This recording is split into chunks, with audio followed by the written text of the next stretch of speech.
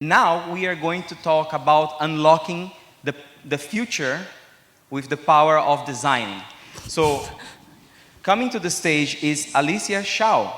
Alicia is a senior service designer at the Lego Group, external lecturer at Cone International School of Design, and most importantly, a futurist at heart.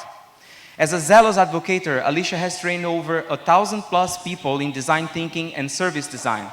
And now, she's teaching in the area of future thinking and system thinking at KISD. She's passionate about increasing future literacy and democratizing the future through discursive design and making futures a tangible playground for all. And recently, Alicia became the founder of Future Unfurled. Alicia, please come to the stage and let's join hands for her. Thank you. Stage is yours. Hi. Okay, good morning. You look great. I know that I am the last thing between you and lunch, but I promise to make this worth your time. Okay, so welcome to my talk. Oh, this is not what you're supposed to see. Press what? No? Oh, X.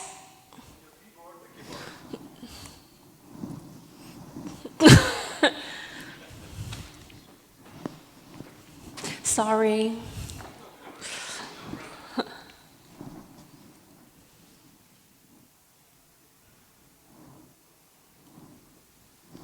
Oh, okay, great. Okay, now we're back on track. Okay, so now you got a preview at the next question I was going to ask you. So maybe on a scale of 0 to 100, how optimistic do you feel about the next 10 years? Okay, yeah, one very optimistic person over there. The rest of you have... Okay, yeah, okay, that's, honestly not the worst I've seen. Then the next question, still on the scale of 0 to 100, how much power do you think you have in shaping the next 10 years? 19. Oh, okay, so just very optimistic over there, and okay, yeah, okay, somewhere around there. Okay, that's actually pretty, honest, I would say. So welcome to my talk. My name is Alicia. I am a senior service designer at the Lego Group, external lecturer at the Cone International School of Design, and École de Design Nantes-Atlantique, and I'm also the founder of Future Unfurled. Also, as of today, I am level 3,478 on Candy Crush, so please give me the respect that I deserve. So maybe you're thinking, why is a designer here to talk to you about product management? And that is because outside of all of these titles, I am also a futurist. So a futurist is someone that thinks and designs and plays in the future, but I think it's actually not that hard to be a futurist. Also in the talk just before me, the presenters also talked about the different stances of a leadership. And I will agree with them because I would say that leading is inherently about the future. Because as a leader, you need to have a vision about where you want to go and also how to get there. So I would say that it's not so much that you should think about the future, but as a leader, it's your responsibility to think about the future. Because anything that we put out there, the impact that it has is out there forever. If you design this chair, you can never undo this chair back into a living tree. Just like you can't change the experiences people have already had with your service and product, just like the way we can't change the way social media has affected the way we interact with people forever. Perhaps this is why that H.G. Wells, who's widely considered as the father of science fiction, he said that everything is fraught with consequence, yet it is only after something has hit us hard that we set about dealing with it. And he said this almost 100 years ago, but this still stays true today. And perhaps the best example of this is the plastic bag. So it's a little bit ironic now to see a plastic bag with the words, "The sack of the future is here for you today," written on it. But if you look at the story of the plastic bag, the engineer who made this saw that at the time, people were using a lot of paper bags. So they were cutting down a lot of trees. And he thought, wouldn't it be great if I can design something that is, portable, lightweight, reusable, foldable, so people can just use this instead of cutting down trees? And of course, now we know that despite his best intentions, this has caused many more problems down the line, and we'll find that this is not a unique case at all. Peter Singer, who is a system philosopher, he said that many of today's problems come from yesterday's solutions. And this somehow forms a very poetic paradox that the more we want to solve a problem, the more problem it causes down the line. So how do we avoid this? And I would say that then you have to think about the future. So congratulations, I hereby knight you. You are also a futurist. Now, as a futurist, you will get asked many, many questions. The most common one I get is, oh, so you can tell the future? Tell me what's going to happen the next 5 years. So unfortunately, I don't have my own customized crystal ball that lets me see into the future, but I understand why people ask. When we talk about the future seems so volatile, uncertain, complex, and ambiguous. And all of these words are uncomfortable words that we have to sit with. So as humans, we have a natural tendency of trying to flip these words around. We want to turn volatility into stability, uncertainty into certainty, complexity into simplicity, and ambiguousness into clarity. But in this process of trying to flip these words around, we lose a lot of nuance, granularity, and perspectives. And we fall into this trap of thinking there's now and there's one future and that there's only one way towards it. But in reality, when we think about the future, it's more like you shining a flashlight into the darkness. What is closest and most immediate to you is the clearest, and what lies further ahead is an array of possibilities and many different paths to get there. So the point of thinking about the future has never been about predicting the future, because you can't predict the future, or rather you can't never predict it correctly. Instead, we are using future as a playground to think about what's not possible today, but could be possible tomorrow. And how do we prepare ourselves for this variety of possibilities and start having these conversations now? Okay, so every futurist have their own approach to the future, and I would say that I suggest we look at it from the perspective of storytelling, speculative design, and system thinking, which you find overlaps a lot with the previous talk. I choose these three disciplines because they all have a unique perspective into what the future is and reveals to us a truth about the future. So by the end of this session, I hope you'll walk away with 3 new perspectives of looking at the future and 3 new tools. Okay, so let's start with storytelling. When we talk about the future, we have to ask, where does the future exist? This is a bit of a trick question because you'll find that the future doesn't exist, or rather the future doesn't exist yet. But just as cavemen told each other stories trying to make sense of the unknowns of the creation of the universe, we too can make sense of the unknowns of the future through stories. When you're having late night talks with your friends about where you see each other in the next 10 years, you're telling each other stories about the future. In fact, you'll find that we've been telling stories about the future for quite some time, from hoverboards to Mars potatoes to a knife that can slice and toast at the same time. So why are stories such a natural way for us to explore the future? Perhaps because it's cheap, there's no cost associated with this prototyping, there's no restraints of technicality or feasibility, your imagination is the only constraint. Or perhaps it's a really good way of drawing people in, that people can easily empathize with your stories. But there's also a deeper reason. Richard Slaughter, who is a prolific writer in the field of future studies, described the future as an essentially interior phenomena. And this is because every experience we have with the future first starts internally in our imaginations. Then we have to find ways of putting these thoughts out loud, and the most common form we use is through stories. We use stories because when we imagine the future, we're not imagining it through logical units of measurements like months and years and KPIs and GDPs. Instead, we imagine the future as a set of experience that is different to our lives today. So a simple thought experiment, if the year is 2053, so we're 50 years into the future, but every aspect of your life remains exactly the same. You have the same wardrobe, the same friends, live in the same place, take the same route to work, would you still consider that as the future? Most likely not, because we thought the future would have the hoverboards, the Mars potatoes, the knife that can slice and toast at the same time. And it is all of these things that are different to our current experience that makes up our perception of the future. So in a way, thinking about the future is like the parable of the blind man and the elephant. None of us know what the future looks like, but we can all feel a little bit of what the future is to us. So we tell each other these stories, and sometimes we get it right. Dr. Frankenstein used electricity to bring people back from the dead, much like a defibrillator would. In Star Trek, there's a replicator that's basically a 3D printer. And the Jedi has long been interacting with augmented reality in a galaxy far, far away. So just as stories contain multiple perspectives, we too can paint the entire image of the future through the exchange of these perspectives. And in doing so, we're putting the future together piece by piece, story by story. And it means that we're exploring the future through our collective imagination, and the future becomes something of a social dream, something that we've woven together by stories. And so here I want to leave you with the first truth about the future, and that is the future is not bloodless. It doesn't mean that there will be blood or war, but rather that the future has a warmth and sentiment that's uniquely human, because it started first within us. It is always colored with our hopes, fears, and emotions, and just as we cannot be without the world, the future cannot be without our experience of it. Okay, so this sounds fine in theory. How do you do this in practice?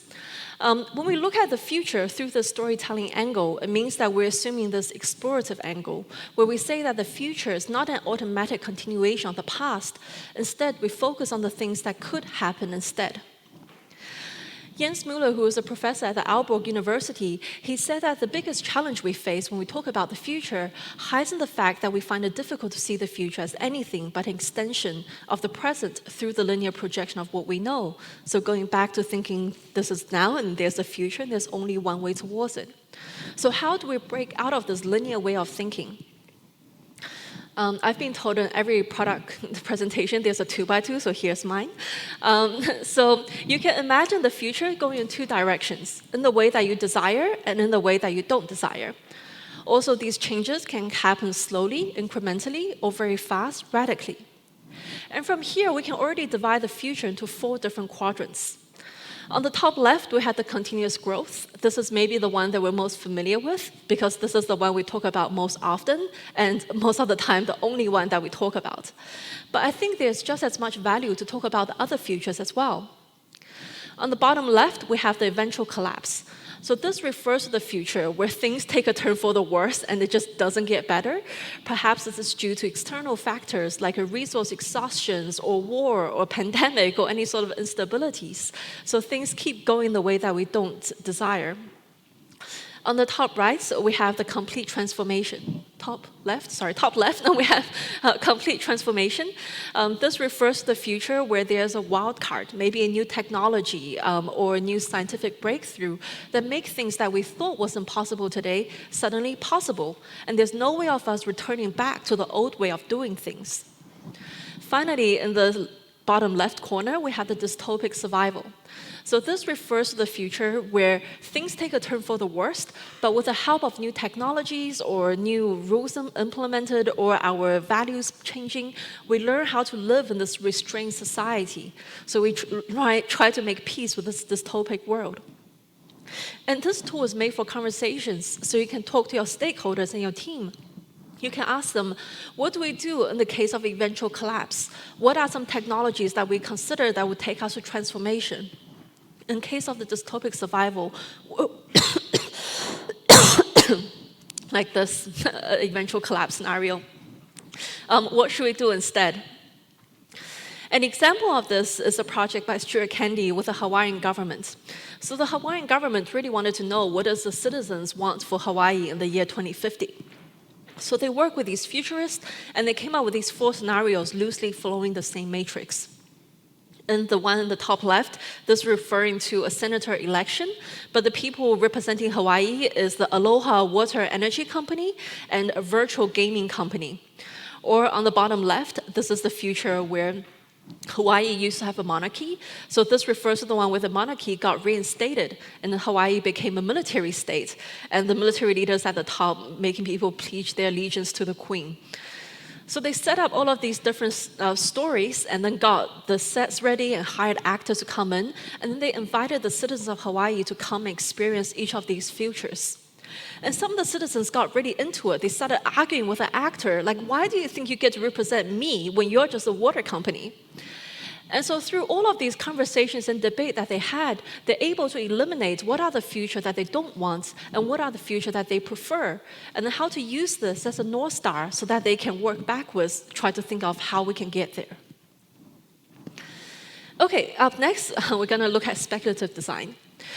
Another question I get asked very often as a futurist is, what is the outcome of thinking about the future? Like, what do you actually produce? And this is a bit of a trick question, because when we look at the future through the lens of speculative design, it tells us that the point is not to create a physical, tangible thing, but instead to open up space for conversations and debates, as defined by their creator, Dunn and Raby. In fact, when they tried to define what speculative design is and isn't, they came up with this A-B manifesto, where column A is everything that it is not, and column B is everything that it is. So this is very sacrilegious for me as a designer to say, and maybe you're seeing this and seeing that is contradictory to a lot of human-centered design that you're more familiar with. It's telling us that in order to design for the future, it's not about problem solving, providing answers, or using design as a solution. It's not even about innovation, consumers' user-friendliness, or application. Instead, designing for the future is about finding problems, asking questions, using design as a medium, is provoking citizens' ethics and making us think. And indeed, if you really think about it, why should we take a human-centered approach anyways? Humans are often only one actor in the wicked problem that we face today.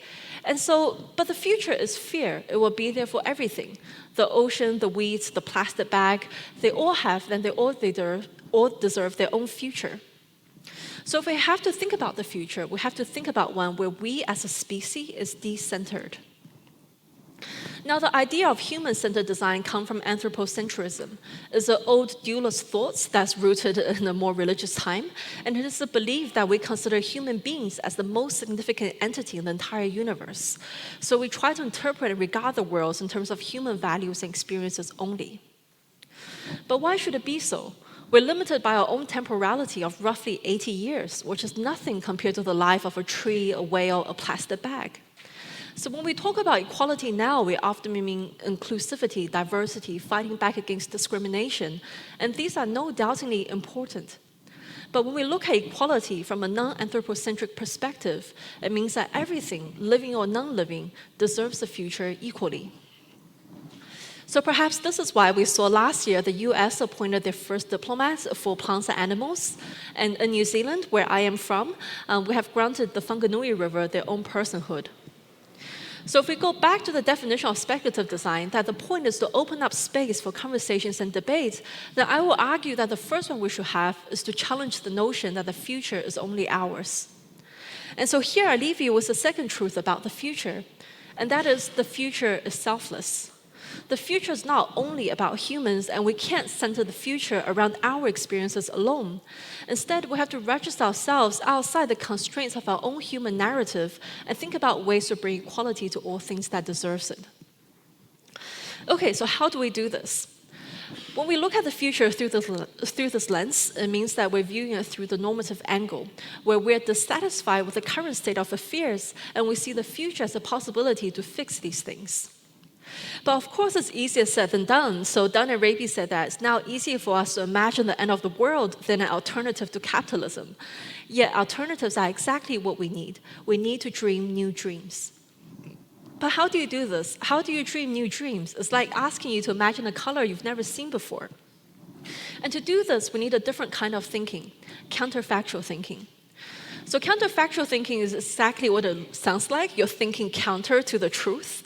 And the way that you engage in counterfactual thinking is by asking simply, what if? Because when you ask a what if question, it temporarily suspends any disbelief you have about the future, and it helps you bring into the space of innovation where you can forget about the constraints of the real world. So for example, I can ask you, what if you turn blue for 24 hours after you've lied? Or what if imagination was something vital to our health? Or what if we measure the economy in ways other than how much bigger it was than it was last year? So by asking these what if questions, you're engaging in these new thoughts. You can be truly innovative without the constraints of the present. An example of this is that the Wales Parliament actually have a commissioner for future generations. And together with the futurists, they worked on a project where a plot of land was going to undergo development. So instead of doing it how they normally do, which is sending a letter to the citizens living in the space, they asked themselves, what if we can be more inclusive in our decision-making process? So from this simple what if question, they came up with this design fiction item. So it is a letter that they will send to the citizens, but from the perspective of the animals living on this plot of land. And during this, the animal tells the citizens what will happen to their habitat and their lives when this development undergoes. And you can see that it comes with all of these little badges that says every voice counts. So all of this started simply from just a what if question. Okay, lastly, now let's talk about system thinking. It's no longer news that we live in this giant web of interconnectivity where everything's connected to everything. The central bank adjusting its interest rates will eventually affect the cost of your latte. So where does the future sit on this web? One way you can think about the future is that it is change rippling through a system. The time and delay it takes for the change to reach us is the future that we anticipate. So in order to truly grasp the scale of these entanglements, we need to think bigger and further than ourselves. And to do this, we often use system thinking. So system thinking is characterized by holism and synthesis, meaning that we're understanding things as a whole and through the relationship it has with each other. But if we look at these ideas of holism and synthesis, we find that they're not unique concepts. In fact, they're present in a lot of ancient philosophies and indigenous cultures around the world. Now, as a futurist, we often say that in order to look forward, you have to look back. So let's look back at what we can learn from the past. So if everything is related, what is the future related to? The most obvious one is time. But the way that we experience time now on our watch, on our phone, on Teams, is actually quite a capitalist concept called clock time. It's used to maximize our efficiency and productivity. So if you wanted to know what is time like before capitalism abstracted it into something to do with productivity, an Aboriginal person would tell you that time is as a pond that you can swim through, up, down, around. Indeed, we find that many indigenous cultures around the world relate to time much more deeply. To them, time is connected to the tide, to the seasoning, to the ripening of fruits. And as a result, the future is not a standalone concept because time is reflected in all the systems around them, and so future is reflected in those systems too. This is how the people of Vanuatu are able to tell upcoming cyclones based on the mango tree's early flowering, or the Khasi people of India spending decades weaving bridges out of tree roots, not for themselves but for the generations to come. Or a few years ago, during the awful Australian fire, some part of the forest remained untouched because the local Aboriginal people practiced ritualistic, controlled cool burnings, exactly to prevent future fire, but also to kickstart the germination process. So here we see that many indigenous cultures have been practicing short-term, long-term futuring, system thinking, circularity, long before we came up with a name for these concepts. And I will argue that this is due to their perception of time being much more circular and interconnected to the systems around them. So a few years ago, BBC came out with this article that said short-termism is civilization's greatest threat. But I am an optimist, and I tend to think that this short-termism or this abstraction of clock time is a relatively new concept. There's still so much that we can learn from the vast wisdoms and cultures around the world that can reshape the way that we view time and our relationship with the future. And so here is the final truth about the future, and that is the future is rooted. The future is not some distant remote concept existing in an isolation, but rather the future is rooted in our experience of time. It's extending its tentacles back to us into the present. It's rooted in the actions that we take today. It's rooted in the living systems around us. And most importantly, the future is rooted on this earth. Okay, so if we want to look at the future through this angle, what does it mean? It means that we're trying to predict the future using historical data as input to make informed estimates that are predictive in determining the direction of the future. You might remember that I said in the beginning that you can't predict the future accurately, and that statement still stands. But when you look at the future through the system perspective, you realize that things behave in patterns, and these patterns can be predicted. So Render, who is a Norwegian author that wrote about his prediction about the world for the next 40 years, he said that my forecast is just an educated guess at what I believe will happen, and certainly not a description of what ought to happen. So how do we predict the future then? That's more than just a hunch or intuition. How do we put more substance and evidence behind these predictions that we make? When we talk about the future, the most common intuitive thing to do is that we want to look forward. So for example, if I want to know the effects of facial recognition technology, how that will impact our lives, I can constantly scan the horizon, looking for latest technological breakthroughs, the new applications, what is AI doing in this space. And this will take a lot of effort because you have to constantly scan and keep on top of all the things that are happening. Instead, a little bit counterintuitively, instead of looking forward, you could look back. At the last time something similar has happened, maybe the fingerprint technology become really widespread. Which areas of our lives has it affected? What kind of changes do we see? What patterns of behavior were there? And then you can just kind of fold the past onto the future in itself and ask yourselves, which of these is likely to repeat themselves into the future? So some of my students at the Cologne International School of Design wanted to look at the future of education. And I said, you wish. So instead of asking them to look forward, I asked them to look back at the entire history of education. So this is a timeline they have done. On the bottom, they are the drivers. So these are the things pushing for new technology and things to happen. And on the top, these are signals. So signals indicate a change in the system of which that there is no return. So for example, they identified the invention of printing press being a major driver for education because they saw that soon afterwards, book become much more affordable and the library become more widespread and the end of illiteracy was soon afterwards. And similarly, they identified the Age of Enlightenment as a key driver for education.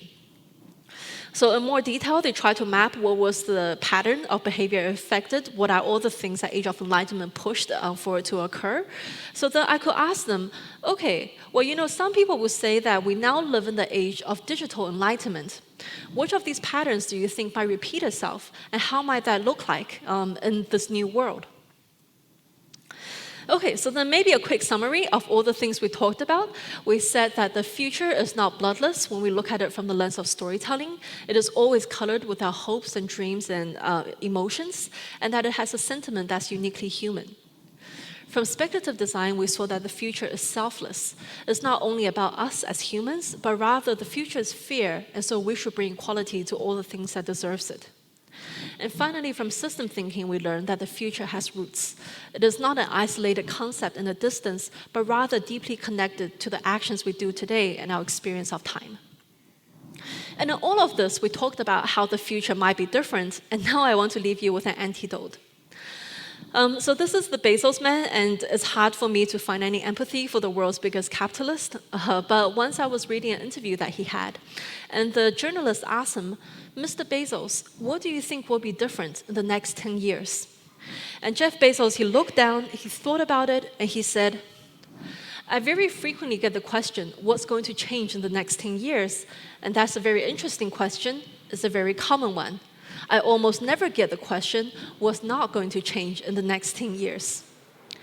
And in fact, if you're trying to build a successful business or product, it makes much more sense to build on the things that won't change rather than the things that will. And I will argue that the things that will not change throughout time are the human needs. We will always have the same need, to be loved, to have shelter, to dance to music, to eat our favorite food. And what changes is all the ways that we serve these needs, the technologies and systems and culture surrounding them. Henry Ford is most famous for saying that if I asked people what they wanted, they would have said faster horses. And I will argue that he asked them the wrong question. If he asked them, what do you need? They would have said, I want to travel faster. And that need would still remain consistent today.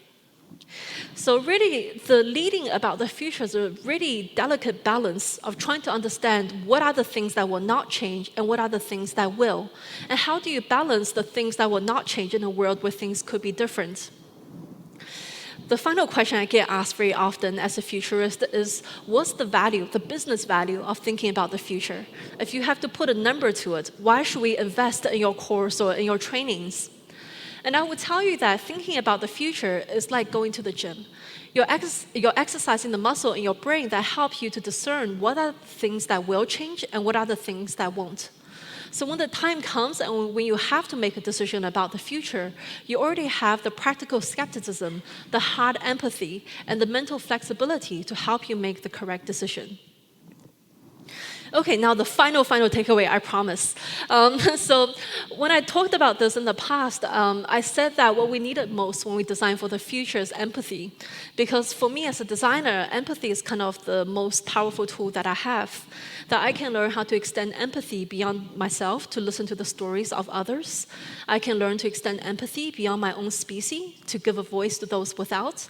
And that I can extend empathy beyond my own temporality to understand that I'm designing for systems that existed long before me and will continue to exist without me. But if you are here, you are a leader of some sort, and Uncle Ben said that with great power comes great responsibility, so you need something else. And I would say that you need urgent optimism. Not even regular optimism, but urgent optimism.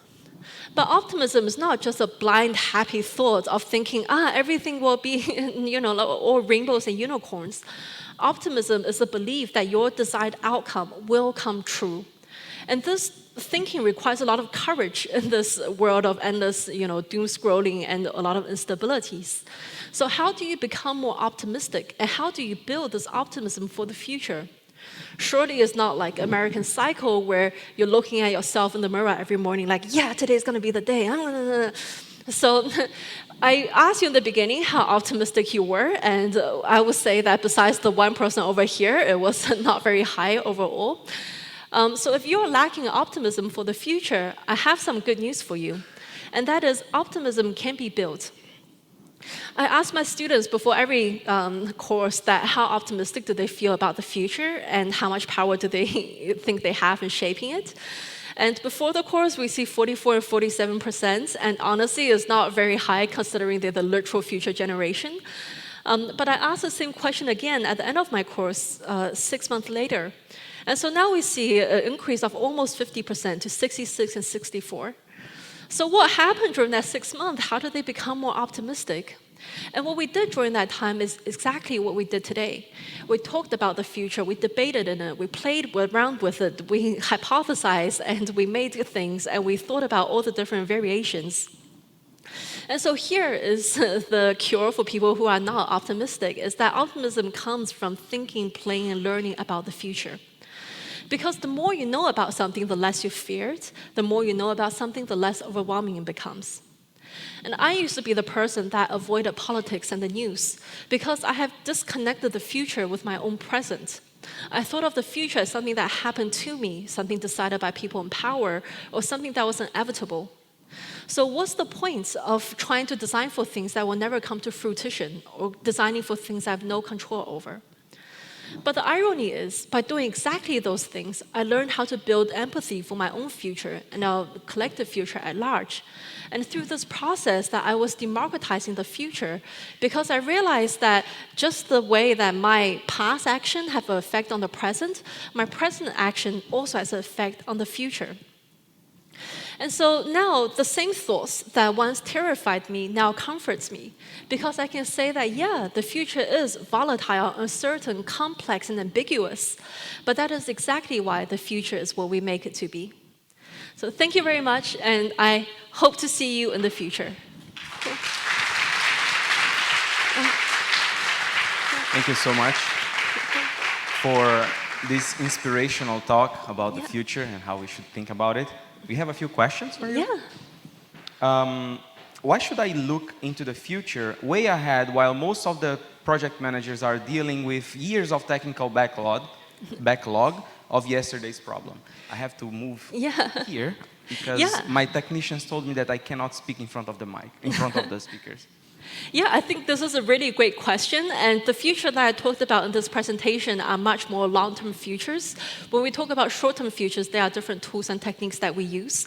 And I would say that the future is sort of a triangle. It has the push, it's being pulled from the past, and it's being weighed down by the present, it's being pulled by the future. So maybe the most tangible way that you can do this is you can do some backcasting exercises. So instead of setting 1 year goal, 3 year goal, 5 year goal, you can start with what is our 5 year goal, and then what is the 3 year goal, 1 year goal. So trying to work backwards, you can sprinkle a little bit of future in there. Yeah. Thank you. The next question is, how can these methods be applied in short-term futures? 10 years is too far away from any company. Many have changes in just 1 year out. Yeah, again, a really great question. And if I can do a shameless plug-in, you can go to my website where there's courses. But also that for short-term futures, we're often doing horizon scans. We're trying to keep track of signals. So these signals shows us that some sort of change will happen, and that we can use these signals to do things like, for example, taking into consideration the PI plannings, or using them as inspiration for hackathons, or having them as just conversation starters and discussions during town halls, so that we can gauge how do people feel about the short-term future, because it's much more productive to have these conversations as a group rather than just based on your own imagination. Yeah. Thank you. Our next question is, how can you use these concepts at Lego? Yeah. Example, do they support speculative design practices? A very inspirational talk. Thank you. Thank you, anonymous person. Yeah, we do this at LEGO, maybe not to the same extent that I talked about. Most of it's from my academic work, but we are looking at different future things, like what is the future of play in relation to childhood experiences, or in relation to growing up, or in relation to family things. So we do try to do these, and there are parts of LEGO who are very future-led and innovative, and so, yeah, we do this, but sorry, I can't talk more about them. Okay, there's an NDA going around. What's your best routine to avoid the next shiny object trap? Maybe someone have to explain to me, what is the next shiny object trap? You know, when you are on a path and you see something shining, shiny. Yeah. I would say don't avoid it. But we say that when we talk about the future, it's much more important to be imaginative than it is to be right, because you don't know what the future will be. So there's no point arguing, is this the correct one? Am I going to be right? Rather, you can view these shiny objects as sort of an opportunity to help you practice your ability to think about the future. What are the implications there will be? How do you imagine that future might look like? So use it as a little thought experiment and know when to stop. Yeah. Okay, I think that the next question can be two of them actually combined. How optimistic are you about the future, and what future do you imagine or expect from the 4 scenarios? Yeah, so again, it's not about being correct, so I cannot definitely say that this is going to be the future that is going to happen, but I am becoming more and more optimistic about the future, mostly through the teachings that I do, because I get to see the young generation of designers who have these aha moments and themselves feeling more empowered, and watching so this is called future literacy, by the way, so that imagining future as a skill that you can become more fluent in. So watching the young people become more future literate has inspired me to be more optimistic about the future, because they are thinking about the long-term consequence and what it means to design for the long horizons. Cool. Thank you so much for being here with us.